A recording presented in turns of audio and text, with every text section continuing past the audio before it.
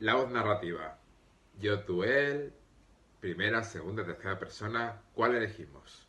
Hoy hablamos de eso. Bienvenidos. Soy Javier Lacomba a un nuevo episodio de La Sombra de Omero. ¿Por qué es tan importante la figura del narrador?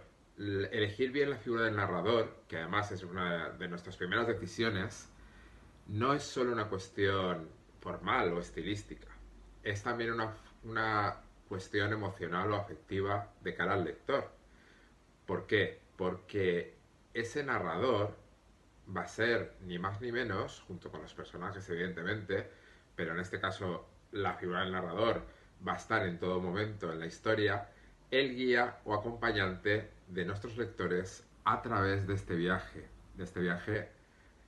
en el que queremos que experimente emociones, alegría, tristeza, que se interese por nuestros personajes, por la historia que le contamos. Por lo tanto, al igual que en un viaje, necesita un buen guía. Y ese es el narrador, que no es precisamente el escritor, ¿vale? El escritor, la voz narrativa, el escritor tiene que tener oculta su verdadera voz detrás de la voz narrativa. Y dicho esto, tenemos muchas opciones para elegir esa voz narrativa, elegir a ese narrador.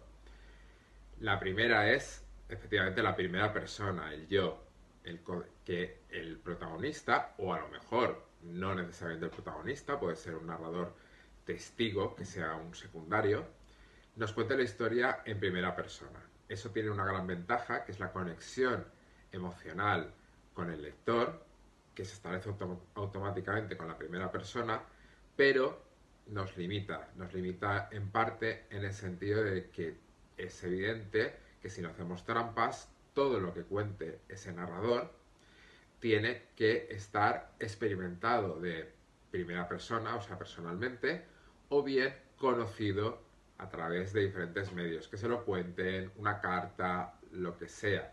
Pero tenemos que justificar ese conocimiento si no ha sido directamente experimentado.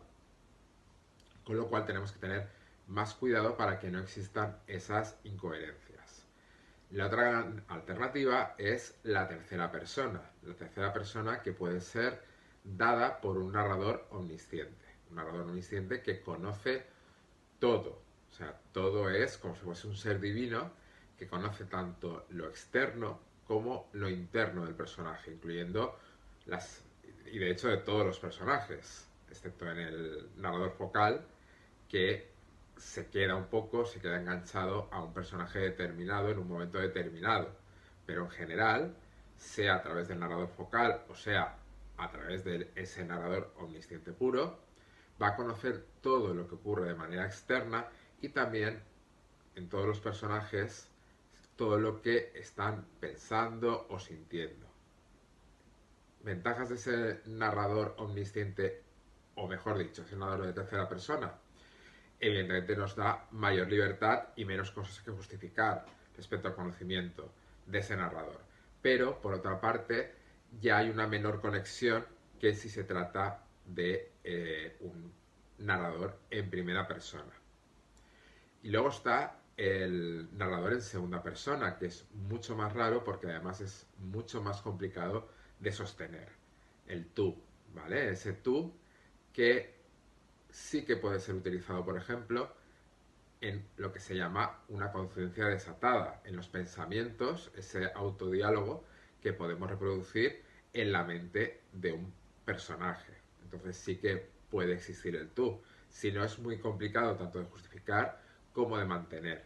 Repele un poco al lector esa segunda persona, salvo que lo sepamos hacer o justificar muy bien. Y probablemente no durante demasiado tiempo. ¿Cuál es la solución? Pues la solución es lo que pida la historia. O sea, como en la gran mayoría de las ocasiones, es lo que pida la historia, la manera correcta. Y no podemos olvidar que una vez más, esto no es blanco o negro, sino que podemos combinar las voces narrativas a lo largo de capítulos o incluso a lo largo de párrafos si la historia lo pide y sabemos hacerlo, sabemos hacerlo de manera que no sea confuso, podemos mezclar esas voces narrativas de manera que se alternen. Incluso, y esto no lo he comentado, el tema de las voces en pasado, presente o futuro. Pero eso será material de un próximo vídeo. Espero que os haya gustado. Si es así, por favor, dadle like, suscribiros al canal, porque voy a hacer un vídeo seguro cada semana sobre este tipo de cosas. Y pues eso, compartirlo, darle like y suscribiros. Muchísimas gracias por estar ahí y por escribir.